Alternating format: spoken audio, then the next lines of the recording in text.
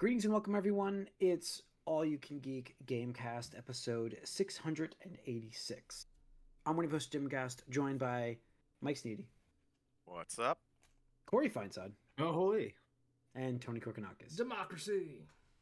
I thought I was going to get I'm doing my part at some point. Nobody? Welcome, We're saving listeners. that for Welcome. you, but we'll get into that, I guess. Are you doing your part, Jim? I am doing my part. Yeah. Yeah, why? Well, I got one rule. You all shoot, or no, you all bite. Yeah, Nobody. Oh damn! I Yeah. totally messed that up. What's funny is, like, it's amazing. We're talking about Helldivers. Ouch. We're talking about Helldivers 2, for those who don't know. And welcome to the Gamecast, for those wondering. We're live on Twitch. Please join us live for these broadcasts. You can join in the conversations. YouTube the following day. Subscribe to both. Let us know. We'll let you guys know then when we go live. We send you notifications. Anyways, we're talking about Helldivers 2, which has been taking the gaming community by storm, I would say, this past week. And I will say it has reinvigorated my love of, not invigorated, like, I never was that big of a Starship Troopers fan, but I think now at my age, like, I think and what's the climate of the world, I think I can appreciate this a lot more. And I just feel like this game landed with its satire, like, just perfect. I think that, like, and I think obviously I picked up this game, and there's conversations we can have. There are. Which we will. Which we will. But I will say that what they have built in this game has such great charm. That's the best way to describe it, in my opinion. Such great charm that it's great. It's a great world that they've built. It's a great little game that they built for the price, $40.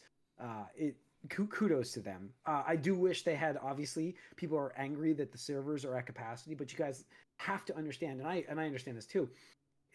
It wasn't meant to be as big as it is. Like, this is crazy how popular. I mean, they were over 400,000 concurrent players at one point On Steam. Yeah. Just Steam. Just Steam. Yeah, there was only, I think they were talking, there's only like 50,000. GTA 5. Weren't they only talking like 50,000 on PS5? They thought initially, I think it was going to be 50,000 was their, like, target. And they were like, oh, maybe at peak we'll get, like, 100, right? Or something like that. Yeah. And they have to keep doing server capacity. Hey, a patch dropped today. Give them credit too to fix a lot of this stuff. I will say that yesterday a lot of it was fixed for me. I was home, President's Day, and I got to play in a couple of quick matches and solo games, which I'll get into my stories in a bit. But I will say it ran okay. It was a little sluggish with quick matches, quick play with how many people on online. Steam Deck or playing on your laptop? No, I'm playing on my laptop. Playing on my laptop. My laptop meets the recommended requirements, so like I thought, hey, it's not a super. It's not like a low end machine. I would say this is a good gaming machine. It's not bad. Okay, no, I'm saying that the game itself does not require. It's not too super much. hungry. I mean, the RAM is probably hungry on it, but that's because there's a lot going on the screen. So yeah, guys, we picked this up. I will go through my story now, if you guys would like. I picked this up on Thursday night.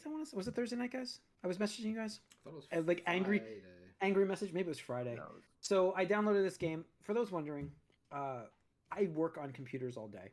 I think I've mentioned this on this multiple times. In my defense, I don't like to play on PC. I don't, because I don't like to be on the computer much when I'm home, because I work on it all day. I'd like to just sit on a game console, which is an easier method of playing games. It absolutely is, 100%. You can't argue with it. It's easier. Like, it's a closed platform that work easier. That's the point of the closed platform. 100%. So I launched this game to a black screen, and that was weird. So I was like, okay, this is great. What the heck's going on? So then I was like, well, I guess I got to update the video driver, because that's the first thing PC gamers have to do is update the video driver. So I did that. I got the game to launch the next time, but it must have been lucky, and the game loaded, went to get me into a queue. It kept going through the queue.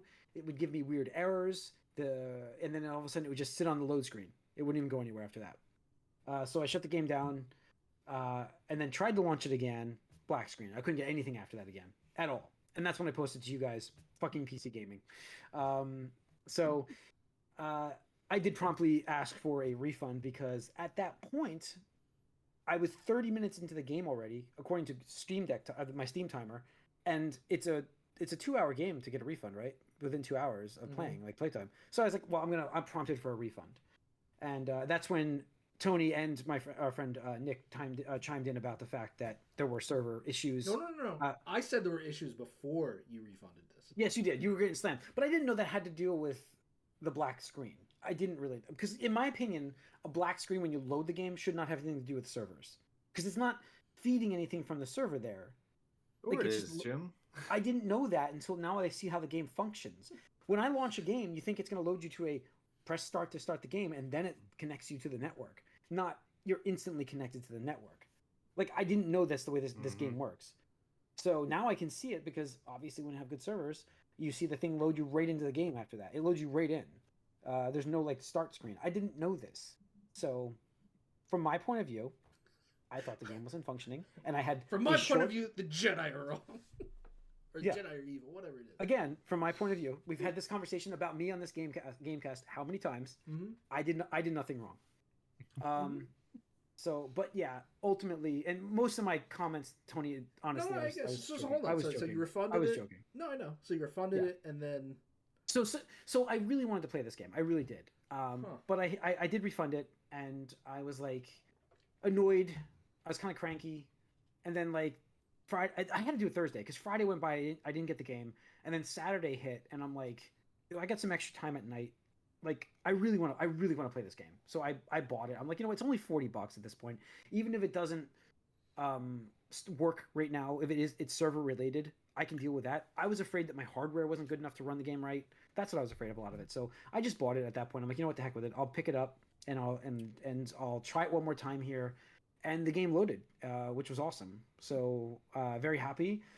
That's on a Saturday night. I got the game to load, and I got into a game because Nick dropped out of one. I don't know if that was the timing, but that was funny. And I will say that I didn't get signed out of the game after I stopped it, which is weird. So like I was no idle timeout on this game. Yeah, so we'll talk about it later. Yeah, so I was in the game, and then I went and played it on Sunday, and I was still in the game, which is probably why servers are at capacity. But this game is not a game to be played solo. I will 100% that. So it depends on the missions, but okay. Well, I had a great story mission. I played solo, which was afterwards. But the Android side of things, I played that the first time, and I died multiple times. It was rough. Learn that lesson. I went to the the terminoids, where they call them. Mm-hmm. I went on that side the other day. I landed the dropship to kill this queen, killed the queen, and then had to get to the extraction point. So I booked it there, and then I realized it's a directional thing to press to call the ship, but you can't do it as fast as you want. You actually have to do it in like a cadence with the character. So I'm like, you see myself fudging the screen like crazy, and then I'm seeing the swarm come at me, and I'm like, oh my god, and I'm like trying to press the button. Naturally, they hit me just before I pressed the last button, so I had to snake them around the level, get back, and then press the button to get the ship, and then the dropship takes 2 minutes to come down. So I'm like, gotta snake them around the level because I'm doing this by myself, and then finally jump in the dropship when I had like one hit left. It was a great story. I was very happy, but I will say that even playing with randoms later on, the game gets a little. I'm playing on the easier ones, the easier missions, just because I'm not great at these. I'm learning. No, yeah, so it is a lot easier with a squad. It is a lot easier. Oh yeah. And even random people. So if you're worrying about random people, don't worry. The game is designed where you really just need a little help to get through it. If you're good enough at it, you just need a little help. Just need other targets, basically. Yeah, you need fodder. It can't you be need the fodder. only.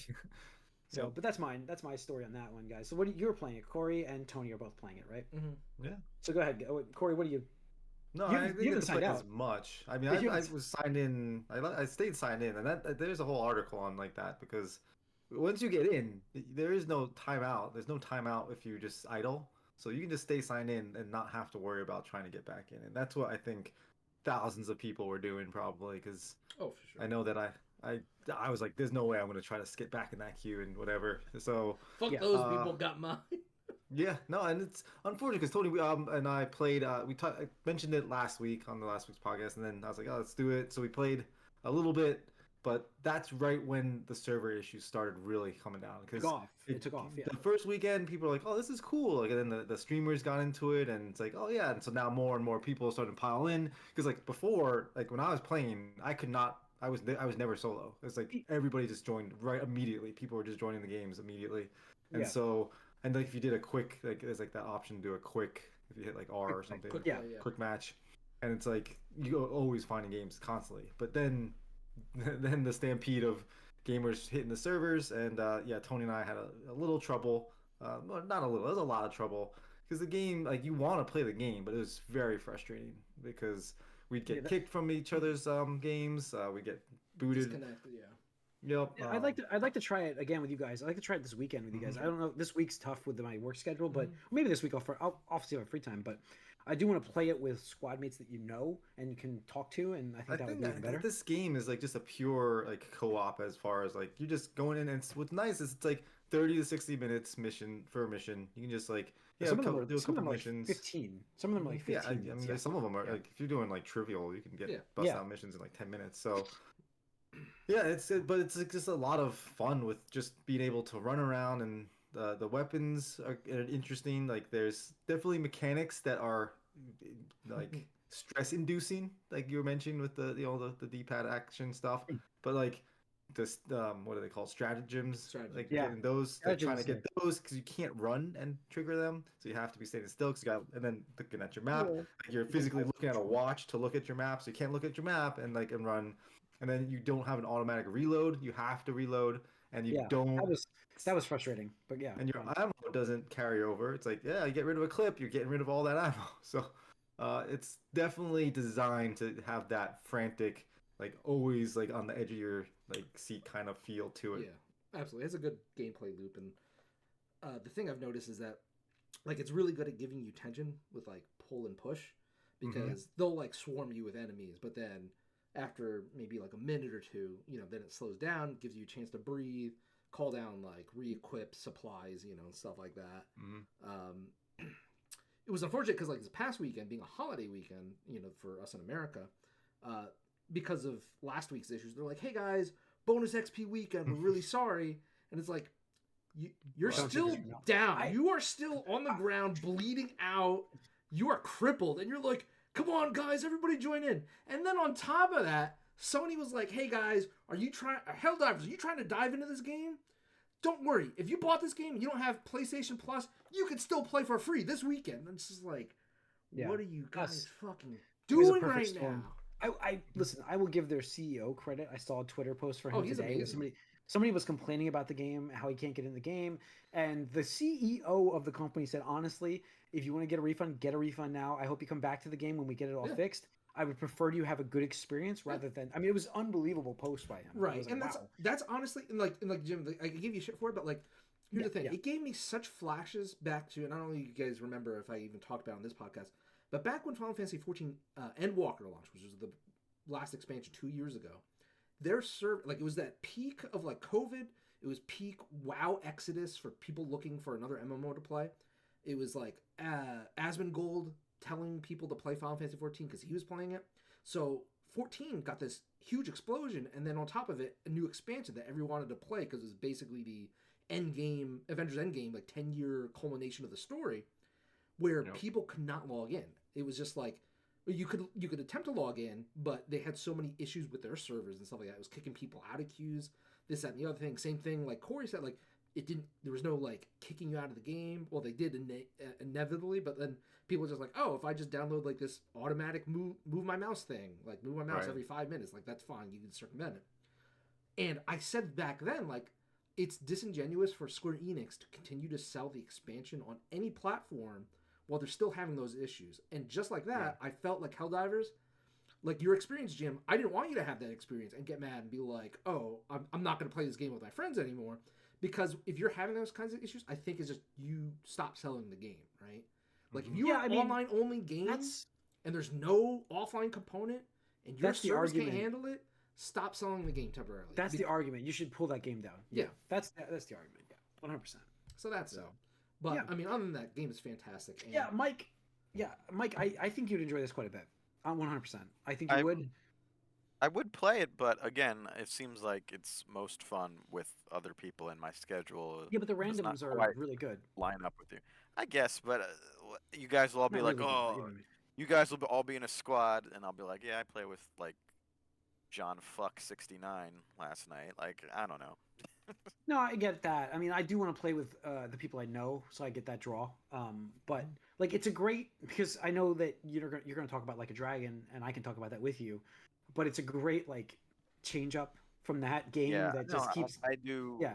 I do feel like I probably, if not now, I probably will go into it when I'm done with Like a Dragon. See, I just like to take breaks I'm from a Like a little Dragon and RPG. play I'm a this. little RPG'd out by the end of this game. I think This game and this game has Like a Dragon has too much side stuff in it. Like there's still mini games popping up, and I'm not like I'm 10 hours in. I'm like chapter 4, and like the mini games are just insane. We're only chapter 4. I know, but they keep popping up everywhere. Chapter 4 was about when I started to like the game. I'm not saying I don't like the game. I'm just saying that Helldivers 2 is a perfect like. I'm not getting into a 2-hour cutscene of. You got like 1 hour of gameplay. Like that's nothing.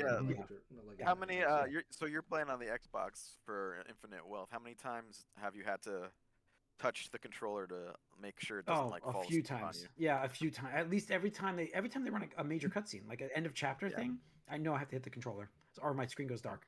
So, but even then, like, yeah, I mean, I don't know. I'm like 10 hours in because I keep getting sidetracked in this game. Like, are you at least liking the side stuff you're doing? Like, what are you doing? Some of the stuff's great. I didn't like. I just did the whole like. I got thrown into the Pokemon stuff, and I didn't realize what was going to happen with that, and it was like like it just went on forever, too long. There's a dating sim game in this game. There's I only did that once. The arcade machines that are in there. There are there's like this side quest with like shooting a movie. There's multiple things you just stumble across, and you're just like, I can't. Like, you're trying to avoid. The worst part is a lot of times you stumble into it when I'm trying to avoid combat because I'm like, I just got my butt kicked. I'm like, I got to get to a restaurant to eat, and so you go over and you swing past. I'm like, hey, you want to hear about my thing? I'm like, no, I don't. But here I go. But part of this is like intentional because a lot of that is an avenue to get stronger without fighting traditionally. Oh, you can. Oh, your background stats. Yes, you can up level that stuff up. Yeah. But and you need that. So, but I mean, like I'm not complaining about this game except for the fact that it's the difficulty jumps a lot, like real quick. And I think that was my gripe about the first game. I think we talked about that a while back with the first game. I remember you had it seems to be or something for a bit. Yeah, there was like every now and again, like you'll run into a combat, a fight where you're just like, what happened here? Because most of the fights you're like, I'm just gonna beat the crap out of these people. But then you run into these fights, you're like, why are they hitting me so hard? You really can't face anyone that's more than like a level or two above you. I did. I tried a level 4 levels above, and I got out of there. I got out, but just barely. So, but I think my other gripe, and I don't want to keep griping on this game, is they played it very safe too. As much as I'm talking about the side stuff in this game, it's very much a sequel based on they just had what they had and they just kept it. You know what I'm saying? Like we talked about sequels last year, games of the year, actually, right? Like we talked about how they took their games and they just made them better. I can't say that they did that in this game. It's the same. It's nothing wrong with that, but it's not better. Stuff changes a bit when you get to like chapter 7 or 8. You get a different 20 sort hours of. in. Well, I'm at chapter 12 now, and I'm 50 hours in. So. Yeah, I mean, back to the age old. How much time does it take to play a game? You know what I'm saying? Like, but this is an RPG, right? I mean, I know, but just a couple months ago, you were fucking riding high on Baldur's Gate 3, right? How long did that game take? Yeah, that took me a long, like 70 hours, or 65. It was 65 hours I played that game. But that game was good from the beginning. I enjoyed it. Like there was not like I understand that, right? I will. The opening of this game is bad. I am not afraid to say that it is bad. I think it's bad. It's so slow and there's no hook. There's no pacing. Hook. And that's the thing is, I think I've mentioned this before, but especially with Resident Evil Village, but like I really, and the sequel Resident Evil 8. I really think a lot of these games front load that first initial part of the game to be like, holy shit, this game is really good. And get those most games high do, reviews and stuff like that, and then the back half is bad, or the last third is half. They don't stick the landing. Yeah, don't stick the landing. Whereas, because like, again, I'm not saying Baldur's Gate 3 is bad, but like Act 1 was perfect, right? Like Act 1 is just way better. Best act. The best act. Act 3, I'm just like, what the fuck is going on, guys? Like, talk to me. You guys aren't talking anymore. What the fuck is going on, Starion? Yeah, I mean, this game played it very safe, and I think they banked on the fact that you would be nostalgic and seriously, the reason, because I like Ichiban so much, like that kept me going for this game for a long time, and I'm still liking it. I'm still playing it.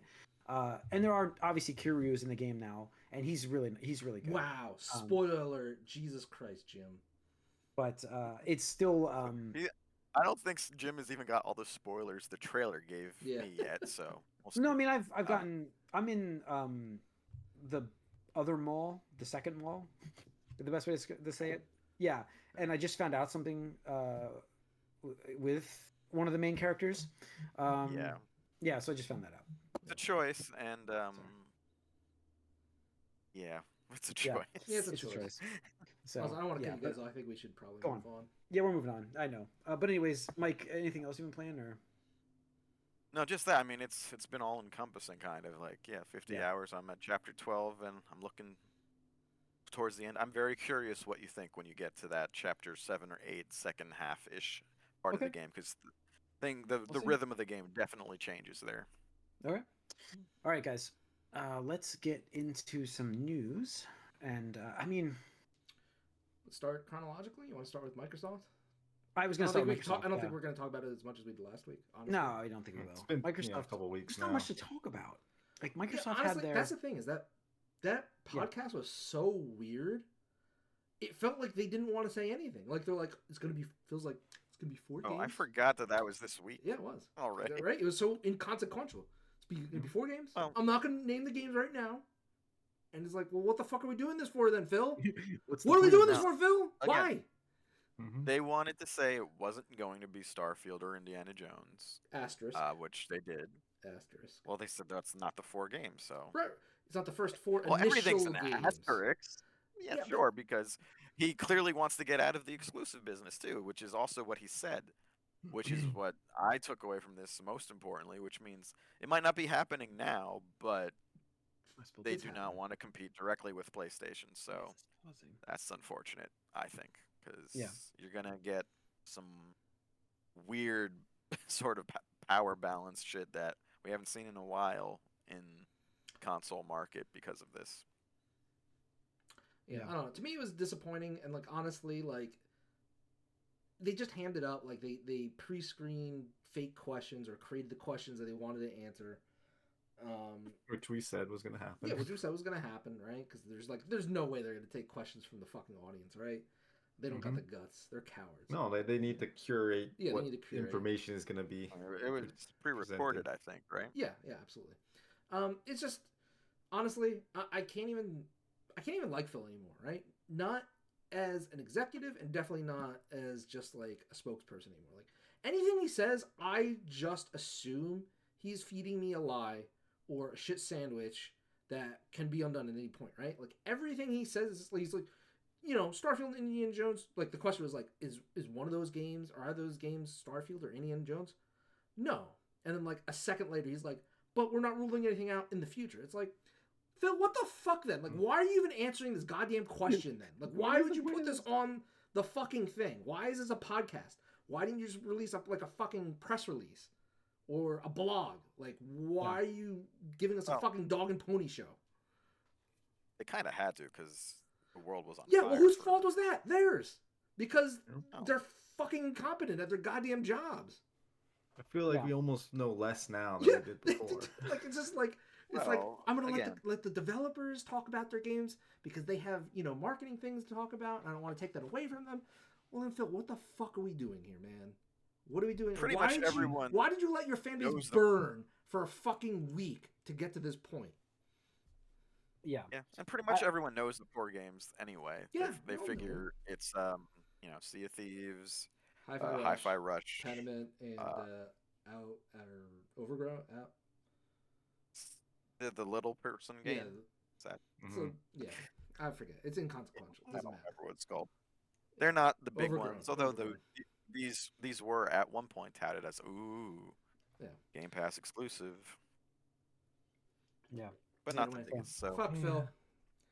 Starfield, So basically- Starfield and Indiana Jones absolutely are 100% releasing on PlayStation 5. Not a fucking doubt in my mind now. I don't know. It might be PlayStation 6 at that point because PlayStation is PlayStation going 5 to Pro, man. kick the bucket in like 2 years apparently because they don't want to do anything anymore. Yeah. Well, anyway, we're gonna talk about more Microsoft. You want to move to Sony? What do you want to do? Oh, Mike, like, what's the other thing that came out? Is like they have the most the biggest generational leap in That's their all. next No, console. fuck that. Fuck That's all Phil. hype. Fuck. That Phil. is the other thing though. That does say that they will continue to make hardware. Right, at but least that's one what I more said. generation. They're knee deep. They've probably invested $500 million into that fucking R&D of the next Xbox. Mhm. They're not gonna just be like, oh shit, we're gonna pull the plug. We're at least getting. I one wouldn't box out of it. I wouldn't be surprised if they did though. Like that's the thing. It's like No, I don't afterwards? see them not flushing it down the toilet.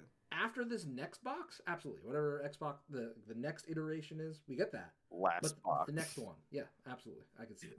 The final box. The final box, last box. No, I just the not obviously like nothing that extreme is happening now, but the philosophy behind everything is just not what I want to hear from someone who wants the console market to be competitive. Yeah, Well, I agree with you. If you on wanted that. more news, I mean, and you're a PlayStation fan, this year's not looking good. Yep, got another bet already. I can't believe. Yeah, this. Sony's gonna have not a great year. So they have lowered their forecast for system sales, and they also has said there's not much happening for first party games this year for them.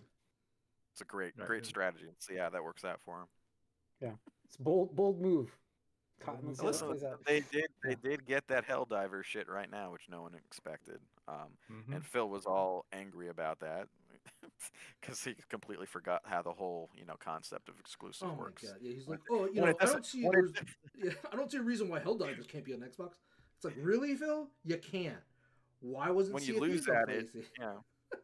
once you lost Fucking at it, you piece of don't shit. see why people do exclusives. All right. All right, so hold on. Before we get, let's go over the good news, right? Let's go over some good news because there was some good news for Sony. So this came out of their Q3 financial report highlights. So they're at 54.8 million units shipped worldwide, lifetime to date, Okay. which is pretty good, right? I think it's just a little bit behind the PS4 at the same point in time, which you could chalk up to any number of reasons, like the COVID years, the supply issue, those first 2 years and stuff like that. Bad news here though is that out of three out of 4 quarters, they're only on 16.4 million PS5s shipped this fiscal year, which is impressive by itself. But they themselves, who set the goals for this year at 25 million, that's gone now. It's literally impossible for them to meet that goal. It was just like, why did you think you were gonna sell that many PS5s? I have no fucking clue. But that's impossible. Revenue is up 15.8%, which is pretty good.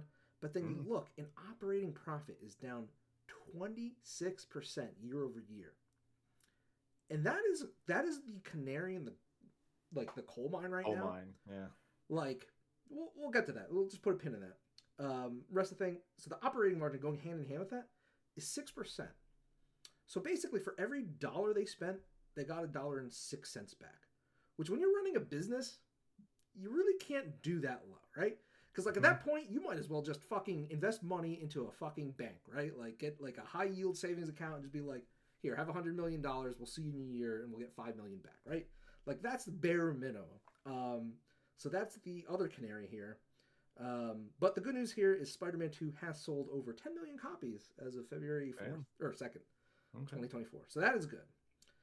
But then they gave their outlook for next fiscal year, which is, I guess, the third canary. We're up to 3 now. So they are projecting hardware for PS5 is going to be on a gradual decline, which I called, but I figured we'd see it play out. Not, hey guys, before the fiscal year's even here, it's going to be a decline. It's going to be a decline. Sorry. We are announcing our decline.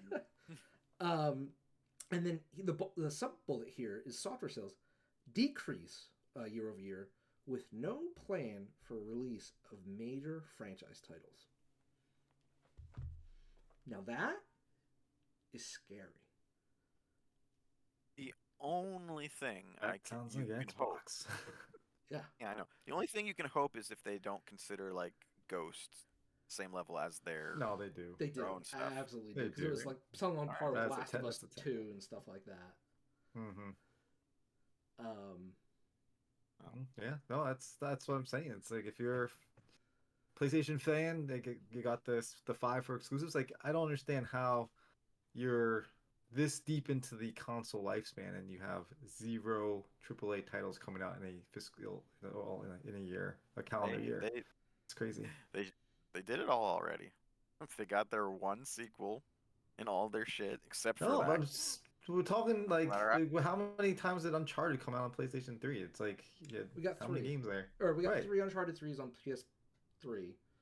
Right, you had Uncharted 2 and 3, right? So then, so I'm like you got to get another game out. That's like you can't just have one. You would hope. But- one of like you only have one God of War, one Horizon, one Spider-Man. You don't have a Ghost of Tsushima yet. You have maybe Wolverine will come out, but like you have one of these franchises coming out. Where's Per like the generation. sequels? Yeah. Yeah, it's And I mean, that's the thing. Is like we're only gonna get one actual new Naughty Dog game this generation, which is if that. I mean, who knows? yeah. I mean, I mean, just might get more Last of Us 2. You'll get the 1 and 2 combined, something. right, and it's scary because right, like we just got off the bad news with Xbox, right, where it's like maybe they're not fully giving up yet, but it's kind of like okay, we're seeing some cracks, right? Sony has some of their own cracks right now, but it's a little different. And once again, it's coming back to that AAA, high profile, uber technology, cutting edge experience that they have built their user base up to expect out of the PlayStation like brand name, right? Mm-hmm. Because as we saw with the Insomniac leak, right? Those dev costs rose very high, right? Spider-Man 2, despite it selling 10 million units, cost them $300 million to make. I don't know what they spent that money on in Spider-Man 2, to be honest, because that's a lot of potentially reused animations and assets in that game. Absolutely, I don't know it's literally so it's time with employees and salary. They're in one of the Insomniac's technology, is R&D and highest costing cities in the country. This is PS5 exclusive, right? It's the first time they've been on there exclusively. Trying to get all the power out of it they can. Right. So I mean, it's just I don't know what's gonna happen here because what's his name? Ryan. Jim Ryan. Jim Ryan. Yes, thank you. Didn't he step down? He stepped down, right? But they're in a transition, right? The new CEO will be coming in shortly. And he's already said some kind of alarming things. And the short gist of it is, I think it's going to be a lot of cuts at PlayStation. Right? Maybe. Yeah, I mean, that seems to be the market this year. That's the environment. Theme. I was going to tie that into the DICE Awards where they were talking about the studios meant that... Yeah, I mean the DICE Awards that the studios like apparently have their like little powwows together, and apparently the futures aren't very good this year for a lot of studios, and there could be some closures with this happening. It just doesn't seem very good. I mean, the rising cost of everything is just crazy. I will address real quick for those wondering. I've been diagnosing a problem with if there's a problem with the Twitch feed. I do apologize. It seems like it's only affecting mobile. If you're watching this on PC, I don't think you even know there's a problem. But if you're watching this on mobile, I'm getting some choppiness, but it's okay on PC. So I apologize if you're getting that. Not our fault. It looks like it's a Twitch issue. But go on. So that's what I've been diagnosing since you guys have been talking, and I do apologize for dropping out of the conversation. But my mind went immediately trying to figure out what was happening. Yeah, so, but I do think that like it's not a great start to the year for the biggest company in gaming, really. You can argue that obviously it's Microsoft now with their acquisitions, but Sony is such a driver for the industry right now. And when they've cut their forecasts down, and we're talking about these other studios meeting and possibly closing, it's not. And the fact that like we were even our anticipated, like it's very tough to do a gaming anticipated this year because what the hell is happening? We don't know. Yeah, we don't know.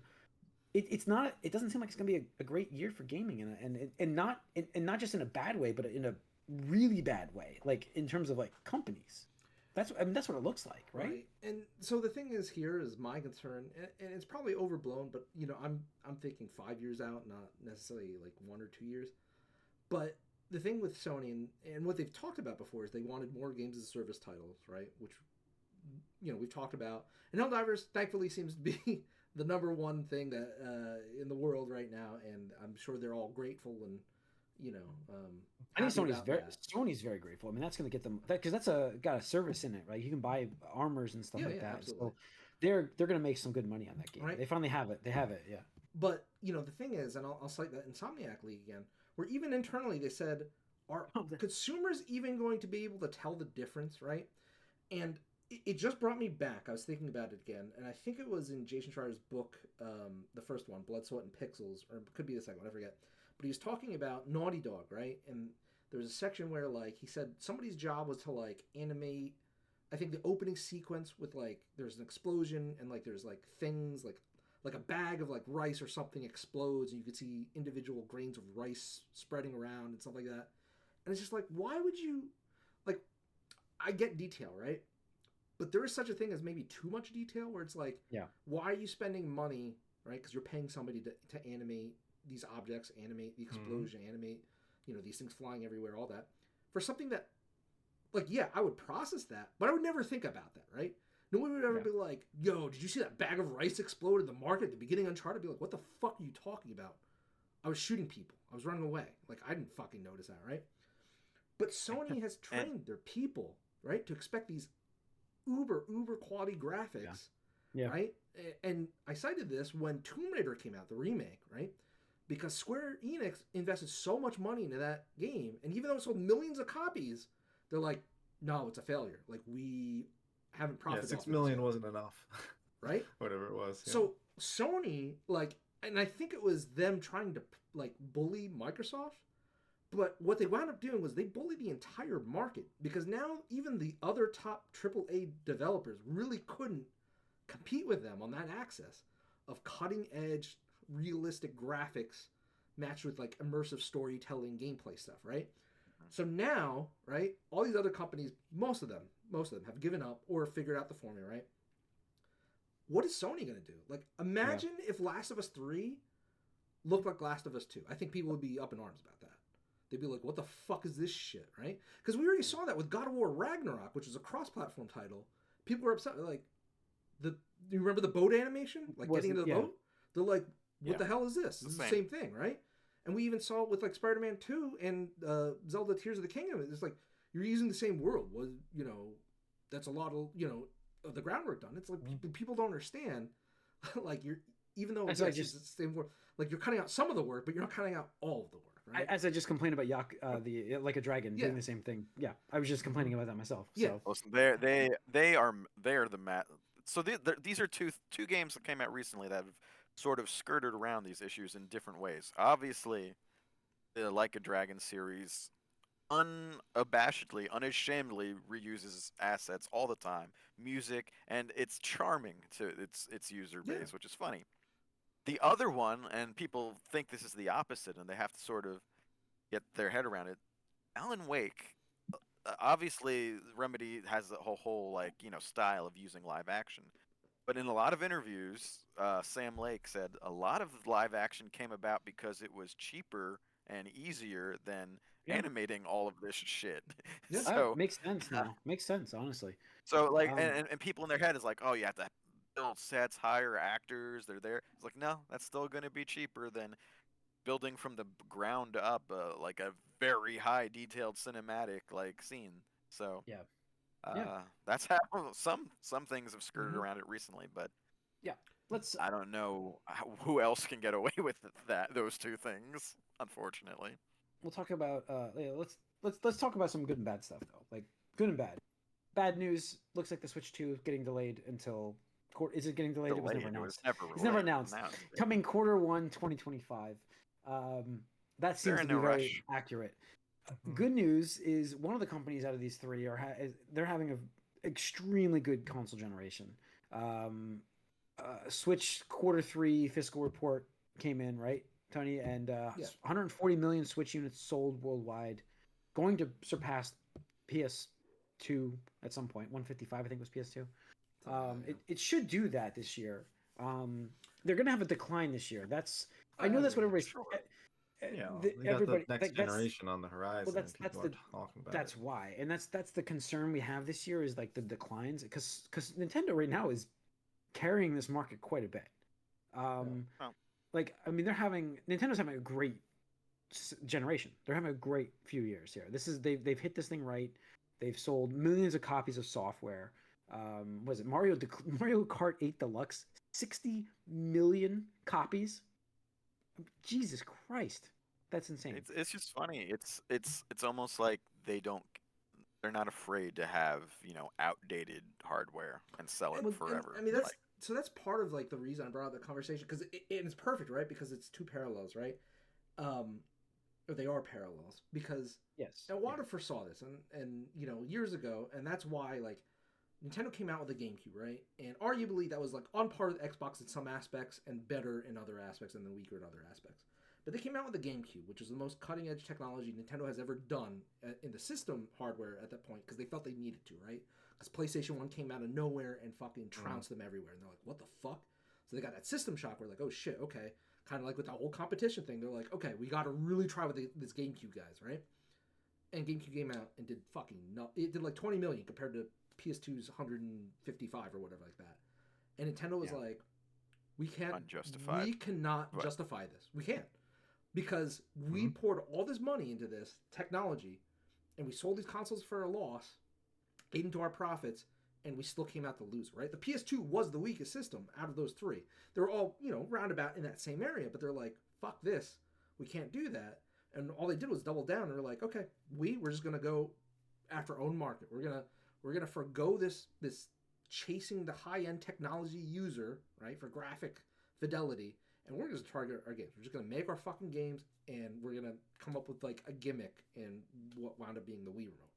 And they dropped out, and we all know the Wii. Same thing with the DS, right? Because the DS revolutionized handheld gaming at that point. It was a precursor to mobile and stuff like that.